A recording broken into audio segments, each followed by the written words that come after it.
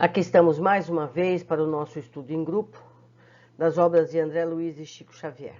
Estamos estudando o volume 4, Obreiros da Vida Eterna. Hoje vamos ver o capítulo 4, A Casa Transitória. Depois de viagem normal, através dos caminhos comuns, alcançamos nevoenta região, onde a asfixiante tristeza parecia imperar incessantemente.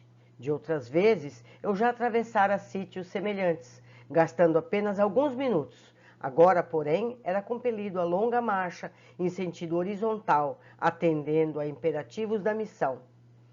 O assistente Jerônimo procurava certa localidade, sob a denominação expressiva de a Casa Transitória de Fabiano. Tratava-se de grande instituição piedosa no campo de sofrimentos mais duros, em que se reúnem almas recém-desencarnadas, nas cercanias da crosta terrestre, a qual, segundo nos informou o chefe da expedição, fora fundada por Fabiano de Cristo, devotado servo da caridade entre antigos religiosos do Rio de Janeiro, desencarnado há muitos anos. Organizada por ele, era confiada periodicamente a outros benfeitores de elevada condição em tarefa de assistência evangélica, junto aos espíritos recém-desligados do plano carnal. A casa transitória, prosseguia Jerônimo explicando-nos, prestaremos o auxílio que nos seja possível à organização e asilaremos em seguida os irmãos que nos cabe socorrer. Não fosse esses pousos de amor, tornar-seria muito difícil o nosso trabalho. Raramente encontramos companheiros carnais em condições de atravessarem semelhante zona, imediatamente após a morte física. Quase todos permanecem estonteados nos primeiros dias. Se entregues à própria sorte, seriam fatalmente agredidos pelas entidades perversas, ou habilmente desviados por elas do bom caminho da restauração gradual das energias interiores.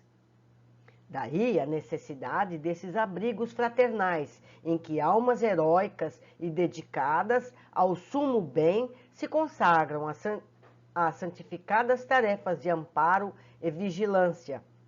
Após breve pausa, concluiu. Além disso, teremos aí todo o equipamento necessário aos trabalhos que nos cumpre realizar. Equipamentos, vamos observar. Curioso, guardei silêncio e esperei. Não se passou muito tempo, defrontava-nos casarão enorme em plena sombra. Nada que evidenciasse preocupação artística e bom gosto na construção. Nem árvores, nem jardins em torno. A edificação baixa e simples mal se destacava no nevoeiro denso. Certo, percebendo minha estranheza, Jerônimo esclareceu.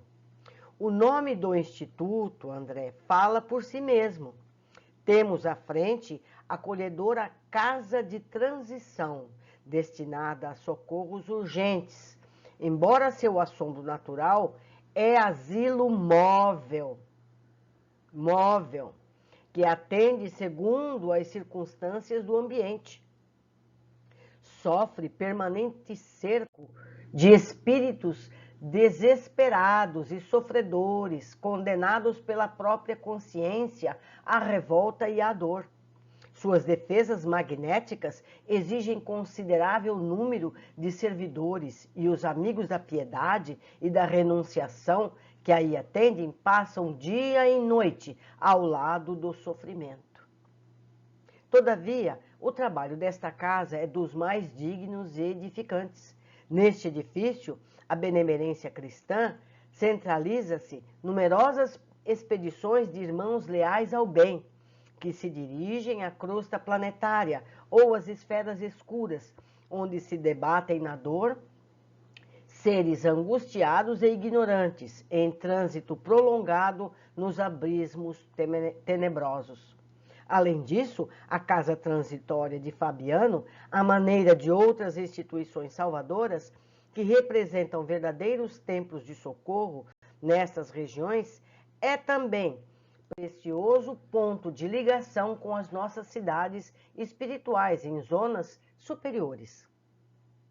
Nesse instante, antes que Jerônimo pudesse prosseguir nos esclarecimentos, atingimos as barreiras magnéticas, à distância de alguns metros do portão de acesso ao interior.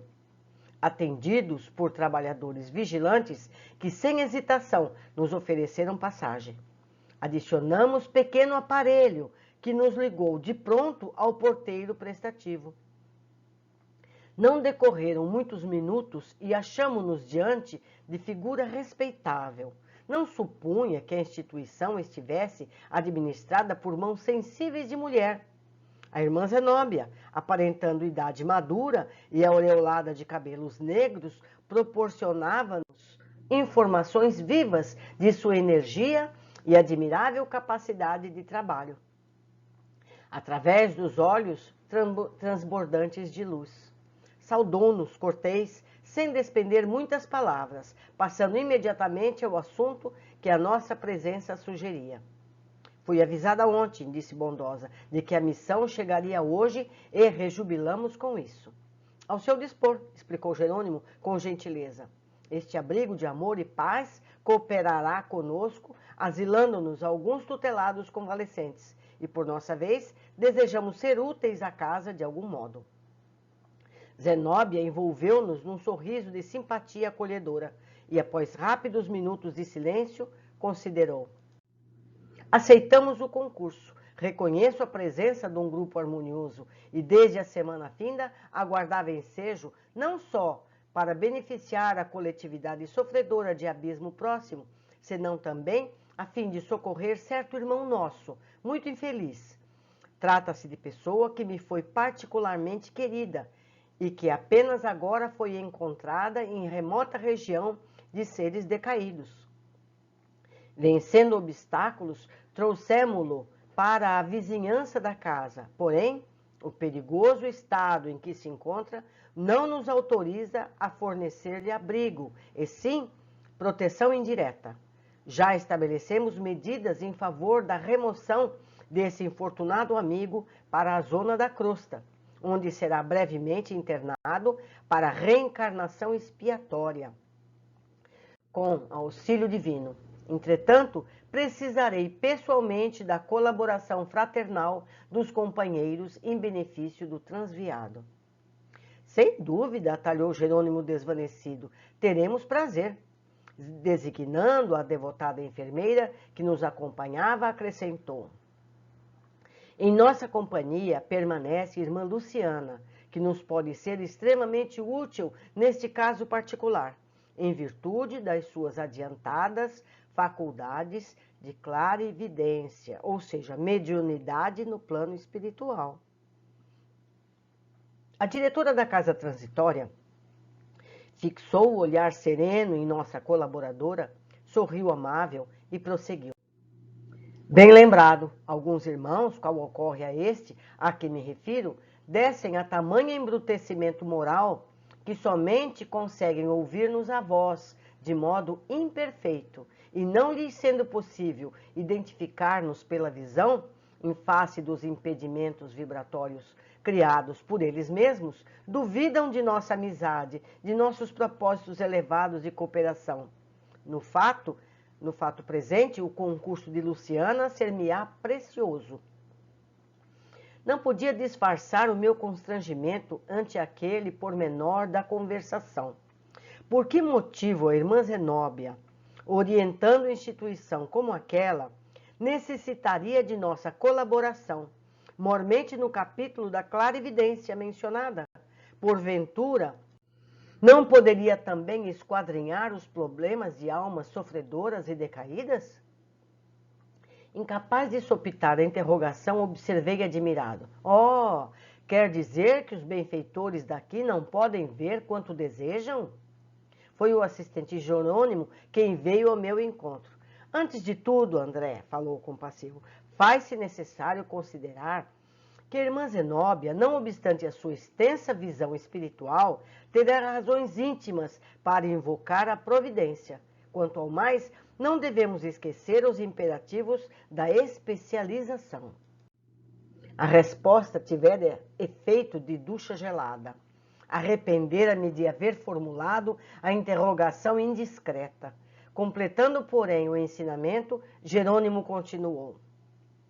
Se não vejamos, o padre Hipólito consagra-se atualmente à interpretação das leis divinas, no serviço educativo àqueles que desconhecem, enquanto a irmã Zenóbia atende a sofredores, em massa, nesta casa de amor cristão.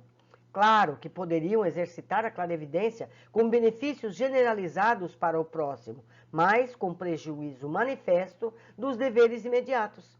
Isso não ocorre com Luciana, que pelo contato individual e intenso com os enfermos durante muitos anos consecutivos, especializou-se em penetrar-lhes o mundo mental, trazendo à tona as suas ideias, ações passadas e projetos íntimos, em atividade beneficente. Se entrássemos nós outros de improviso em relação com a sua clientela, veríamos alguma coisa, embora não tanto e tão bem quanto pôde ser observado por ela, em vista de suas dilatadas experiências.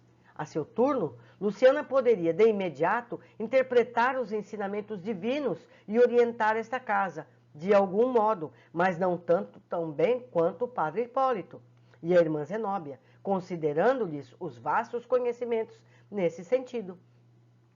Todas as aquisições espirituais exigem perseverança no estudo, na observação e no serviço aplicado, e devemos considerar que isso não infirma a necessidade de aprender sempre. O músico exímio poderá ser aprendiz incipiente da química, destacando-se mais tarde nesse campo científico, como se verifica na arte dos sons. Não alcançará, todavia, a realização sem gastar tempo, esforço e boa vontade. Aliás, o próprio mestre assegurou que o homem encontrará aquilo que procurar. Sorrindo de minha interrogação, que provocara ensinamentos tão rudimentares, concluiu: a busca de dons espirituais para a vida eterna não representa serviço igual à cata de objetos perdidos na crosta. O André levou uma. Interveio a irmã Zenóbia acrescentando fraternalmente: sim, não podemos retificar todas as qualidades nobres de uma só vez. Cada trabalhador fiel ao seu dever possui valor específico, incontestável. A obra divina é infinita. Tornando ao primitivo rumo da conversação, prosseguiu: quando dispomos de clarividentes nos serviços de socorro ao abismo, em circunstâncias favoráveis, conseguimos resultados de preciosa eficiência. Os servidores dessa natureza, porém, são poucos, em vista da multiplicidade das tarefas, e raros se dispõem a servir nas paisagens escuras da angústia infernal. Luciana, chamada nominalmente à palestra, esclareceu que teria satisfação em cooperar e contou-nos que buscara desenvolver as faculdades de que era portadora a fim de socorrer, noutro tempo, o espírito de seu pai, desencarnado numa guerra civil. Tivera ele preponderância no movimento da insurreição pública e permanecia nas esferas inferiores, alucinado pelas paixões políticas. Depois de paciente auxílio, reajustar emoções, obtendo possibilidades de reencarnar em grande cidade brasileira, para onde ela mesma, Luciana, seguiria também logo que pudesse o genitor do pretérito organizar novo lar, restabelecendo-se a aliança de carinho e de amor, segundo o projeto por ambos estabelecido. Zenóbia ouvia com atenção. Percebendo talvez que a palestra tendia para o campo do personalismo direto, em minutos para os quais provavelmente a diretora da casa teria outros compromissos, Jerônimo interferiu na conversação e dirigiu-se a ela atencioso. Estamos satisfeitos, irmã, pela perspectiva de algum concurso amigo ao seu lado. Compreendemos a grandeza da sua missão nobilitante e se vamos depender tanto de seu generoso amparo nesta casa, constitui-nos obrigação cooperar com a irmã nos trabalhos em que nossa humilde colaboração possa ser útil. Seguiremos amanhã para a zona carnal. Entretanto, logo que nos seja possível trazer para a sua companhia o primeiro irmão libertado, André e eu permaneceremos em trânsito entre a crosta e este abençoado asilo, enquanto Hipólito e Luciana se demorarão aqui, velando pelos convalescentes e colaborando junto da irmã nas tarefas imediatas. Alegra-me sobremaneira a expectativa, falou a diretora, evidentemente satisfeita. Nesse instante, invisível campainha ressoou estridente, com estranha entonação. Não decorreram 5 segundos e alguém penetrou a sala rumorosamente. Era determinado servo da vigilância que anunciou précipite. Irmã Zenóbia, aproximam-se entidades cruéis. A agulha de aviso indicou a direção norte. Devem estar a 3 quilômetros aproximadamente. A orientadora empalideceu ligeiramente, mas não traiu a emoção com qualquer gesto que denunciasse fraqueza. Acendam as luzes exteriores, ordenou, todas as luzes, e liguem as forças de defesa elétrica, reforçando a zona de repulsão para o norte. Os invasores desviar-se-ão. Retirou-se apressadamente o emissário, enquanto o pesado silêncio abatia-se sobre nós. Luciana fizera-se lívida. Jerônimo e Zenóbia demonstraram, através do olhar, asfixiante preocupação. Registrar-se-iam fatos que eu ignorava?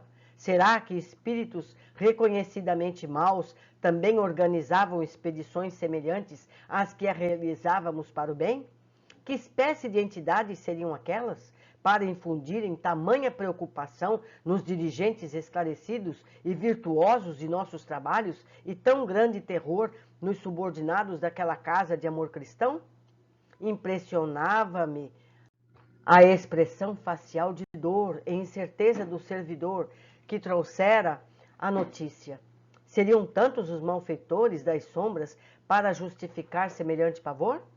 Senti o raciocínio extremamente reduzido para comportar a imensidade das interrogações que me afloravam à mente.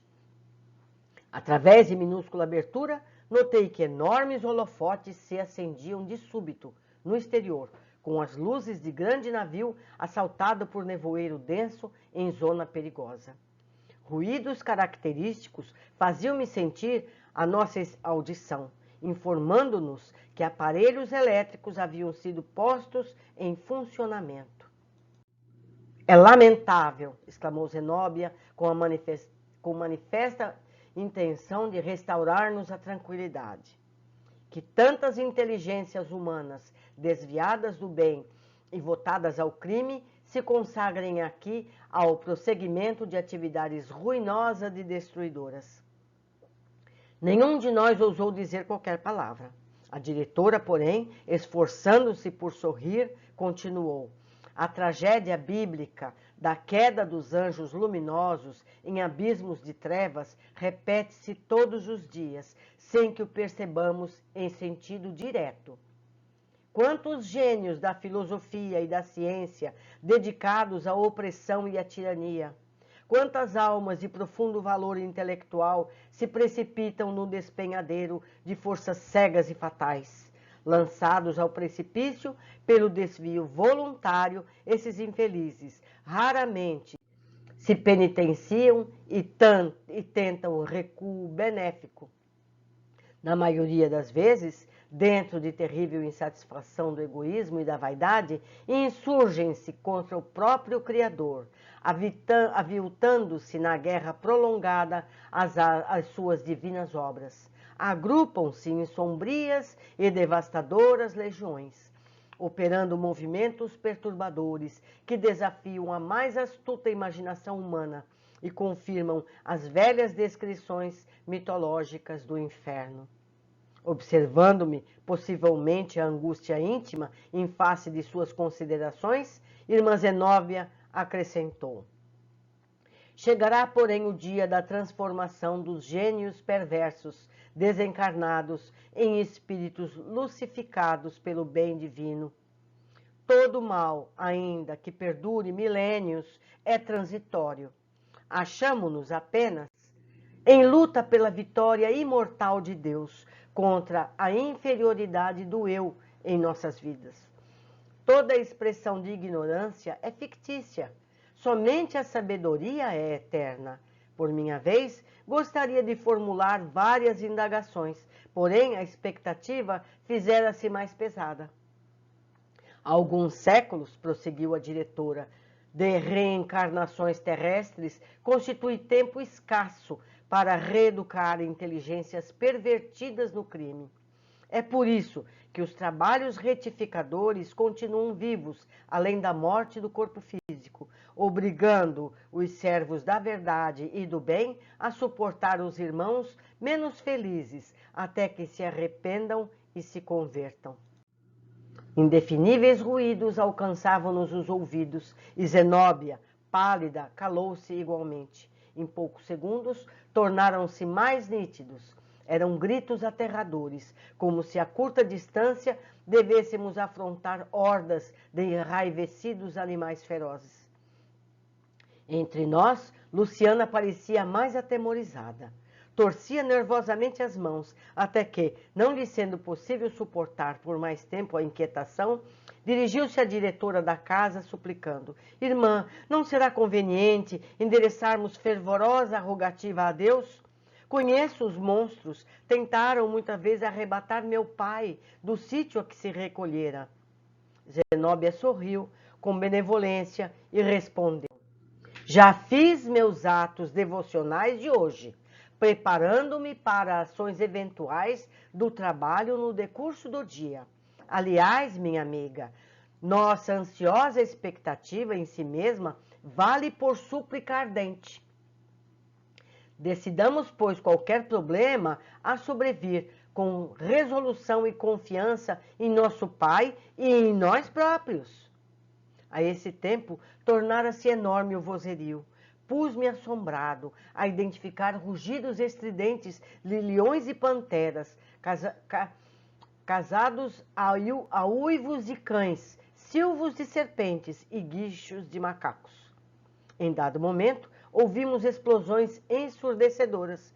Quase no mesmo instante, certo auxiliar penetrou o recinto e comunicou: Atacam-nos com petardos magnéticos. A diretora resoluta ouviu serena e determinou: Emitam raios de choque fulminante, assestando baterias. As farpas elétricas deveriam ser atiradas em silêncio, porque as explosões diminuíram até a extinção total, percebendo-se que a horda invasora se desviara de outro rumo, pelo ruído a perder-se distante.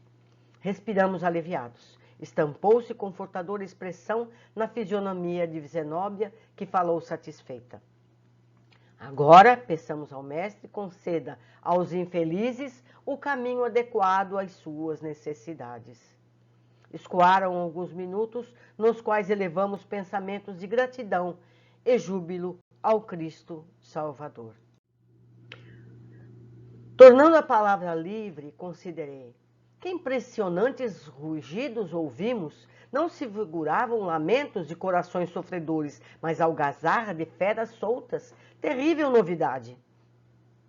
Esses bandos, porém, observou a diretora sensatamente, são antigos, entre as narrações evangélicas, ao tempo da passagem de Nosso Senhor pelas estradas humanas. Lemos o noticiário alusivo às legiões dos gênios diabólicos. Enquanto concordávamos em silêncio, prosseguiu compungida: Enraizaram-se os pobrezinhos tão intensamente nas ideias e propósitos do mal e criam tantas máscaras animalescas para si mesmos, em virtude da revolta e da desesperação a lhes consumirem a alma, que adquirem, de fato, a semelhante de horrendos monstros entre a humanidade e a irracionalidade. Antes que pudesse continuar nas observações tristes, penetrou um assessor no salão e dirigiu-se à orientadora do Instituto. Irmã Zenóbia, Ambos os desequilibrados que deram entrada anteontem romperam as celas e tentam fugir. A orientadora atalhou a notificação, expedindo ordens. Prendam-nos imediatamente com a colaboração dos vigilantes. Temos responsabilidade. A expedição que nos confiou regressará amanhã nas primeiras horas. Encontrava-se o cooperador junto à porta de saída, quando outro auxiliar apareceu atento. Irmã, disse respeitoso, as notas da crosta chegaram. Chegaram agora. O chefe da missão Figueira, em atividade desde a semana finda, pede sejam preparadas acomodações para 3 recém-desencarnados depois de amanhã. Tomarei providências, informou a diretora sem se alterar. Íamos reiniciar a palestra, mas aproximou-se uma jovem serviçal, fazendo também a sua participação. Irmã Zenóbia, a turma de vigilância, que descansou há 3 dias, voltou a postos. Mande-a retornar aos lugares, recomendou ela, e que os irmãos exaustos repousem convenientemente. Afastou-se a ativa emissária, e quando eu pretendia, por minha vez, comentar a movimentação de trabalho da casa, outro colaborador assomou a porta e avisou. Irmã, a expedição Fabiano pede auxílio da crosta para os serviços das reencarnações expiatórias de que se encontra encarregada. A mensagem assinala serviço urgente para a noite próxima. Que devo responder? A orientadora refletiu um pouco e ordenou. Transmita o comunicado aos irmãos Gotuso e Hermes. Estarão, talvez, disponíveis. Mais tarde expediremos resposta.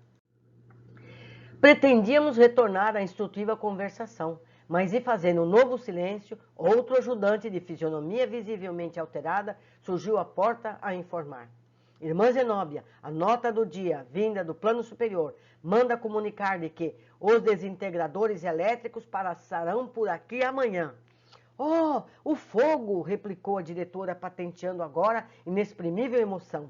Bem o suspeitei, ponderou, acrescentando. O nosso ambiente está conturbado. A passagem dos monstros é sinal de que a limpeza será urgente. E fixando os olhos penetrantes no colaborador, prosseguiu. Solicitemos a cooperação das congêneres mais próximas. Precisamos apelar para o oratório de Anatilde e para a Fundação de Cristo. Tende a ligação? Irei eu mesma fazer o pedido. Afastando-se o assessor, Zenóbia voltou-se para nós, cheia de bondade. Nossa, eu já estou cansada de ver o serviço da Zenóbia, meu Deus! E ela sempre calma. Segundo observam, meus amigos, desta vez devo levantar e agir. Quando o fogo etérico vem queimar os resíduos da região, somos obrigados a transportar-nos com a instituição a caminho de outra zona.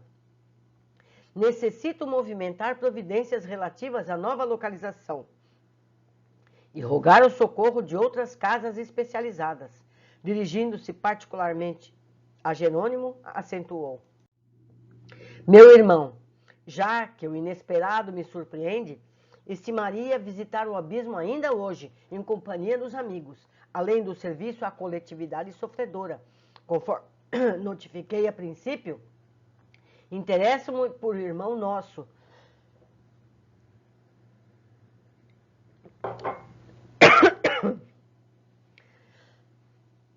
Desculpe.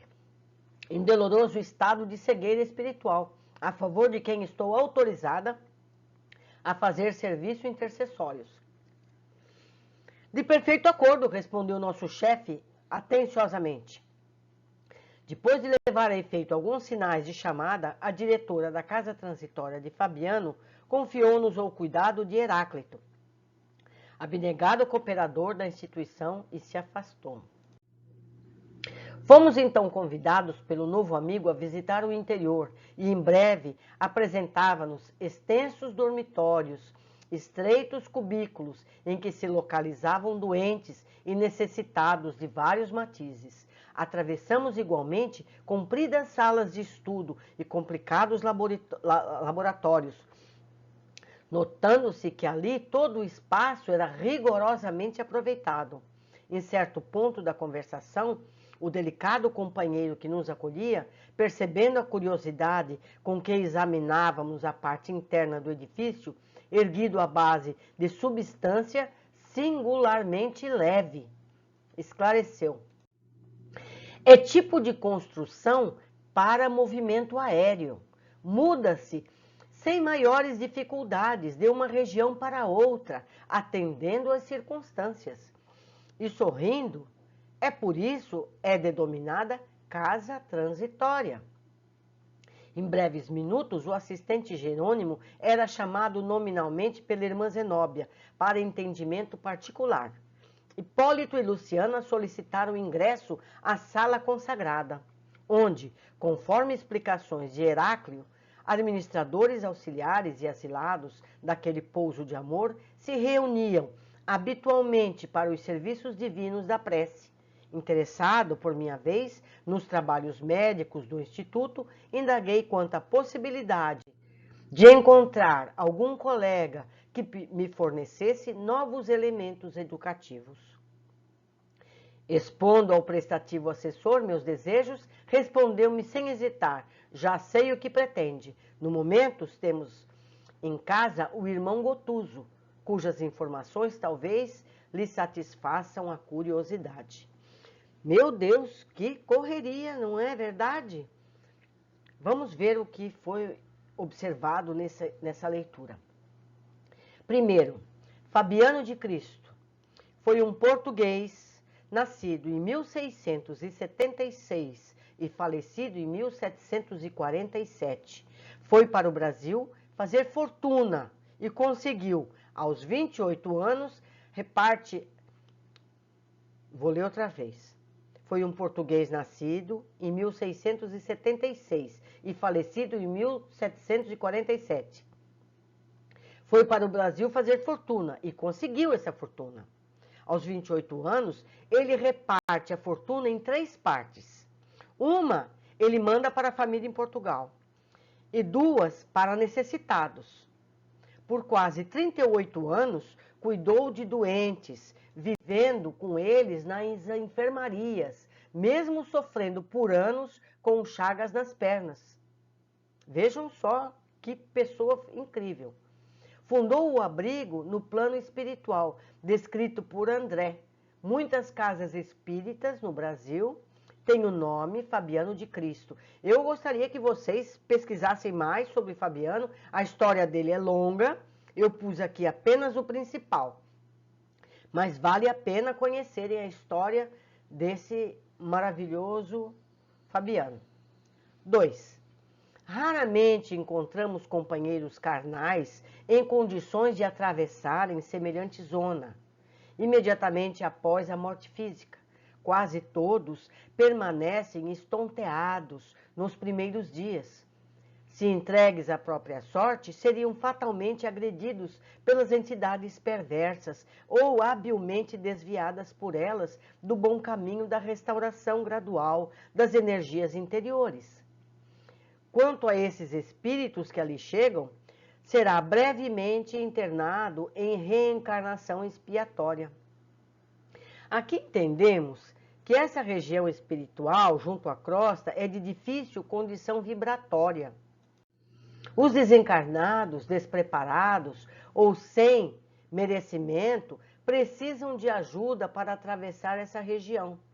Os postos de socorro os abrigam até que possam ser transferidos para regiões compatíveis às suas evoluções ou já para o processo reencarnatório. Sendo espíritos muito endividados, essas reencarnações são expiatórias. Então, cada caso é um caso. Alguns estagiam ali e sobem para outras colônias, outros dali mesmo já voltam para se reencarnarem. 3. A casa transitória Fabiano de Cristo, como diz o nome, é móvel.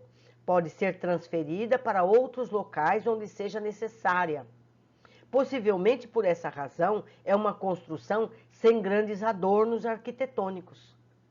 No artigo da Revista Espírita do ano 1, temos exemplos de casas móveis em Júpiter, mas lá são de grande beleza. 4.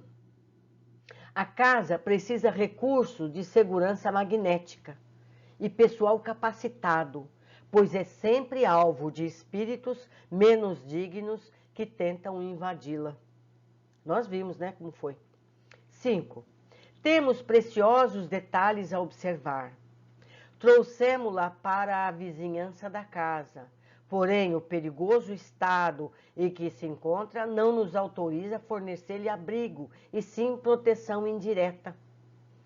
Então, essa pessoa não podia diretamente sair de onde estava para o abrigo.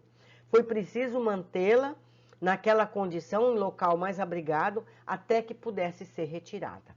Nós vamos ver isso nos capítulos adiante.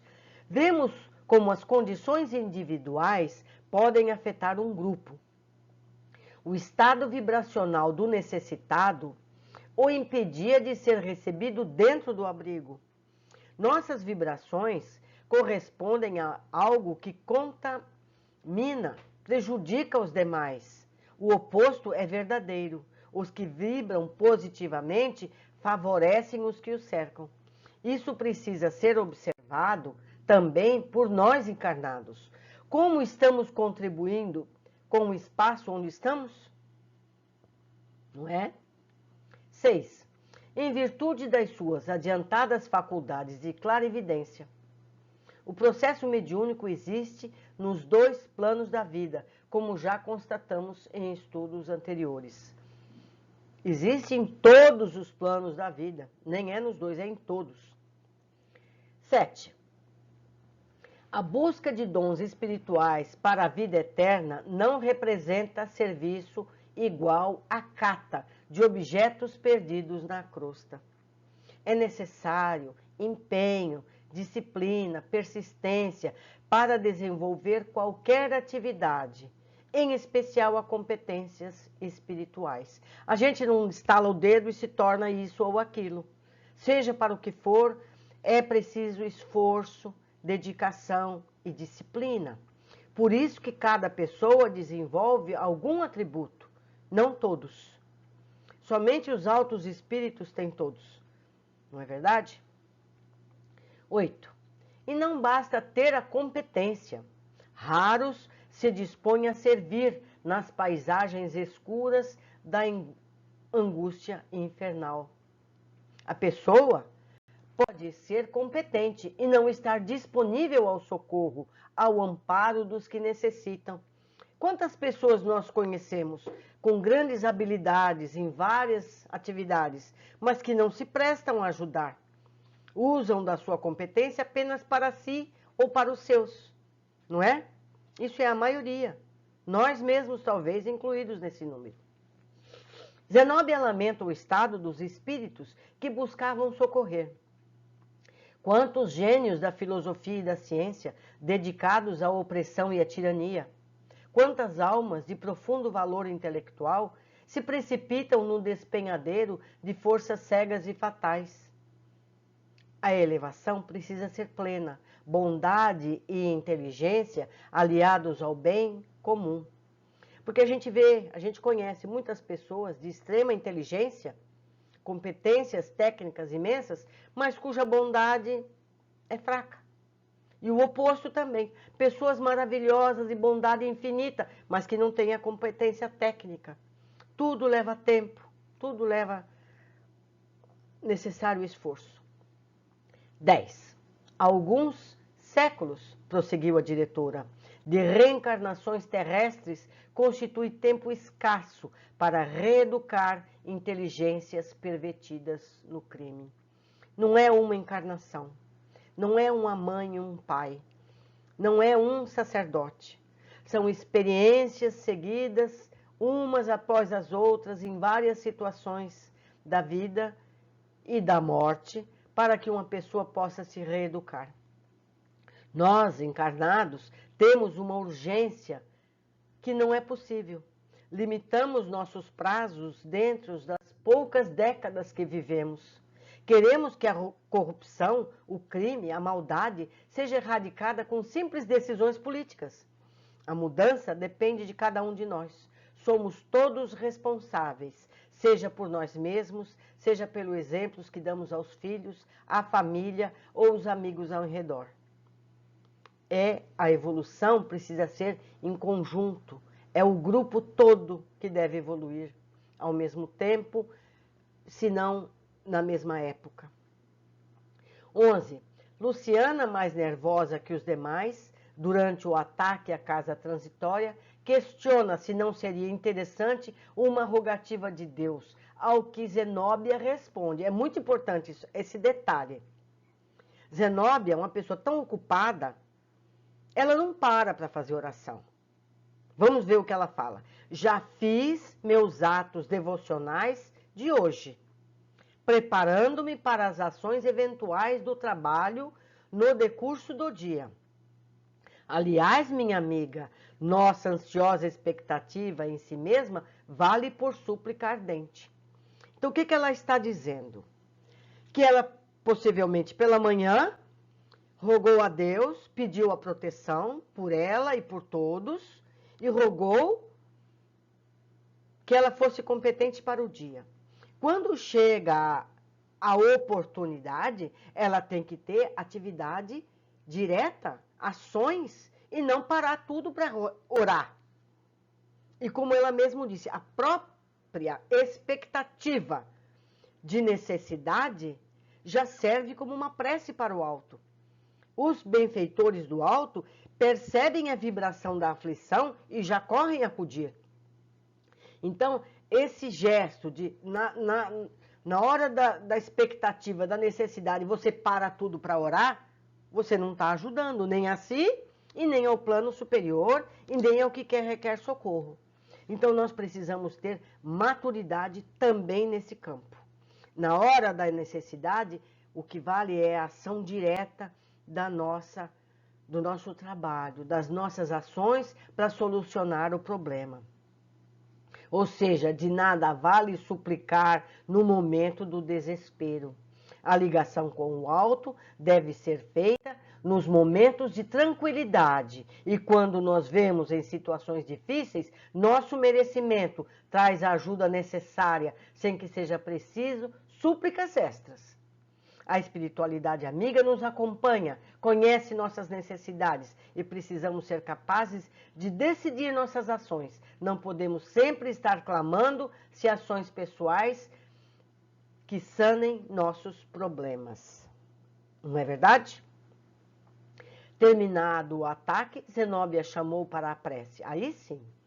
Agora peçamos ao mestre, conceda aos infelizes o caminho adequado às suas necessidades. Ela não fez oração para si, para o conforto que ela teve, para o socorro, e sim para aqueles que estavam lá fora atacando. E preciso muita maturidade. É preciso ter clara a mente.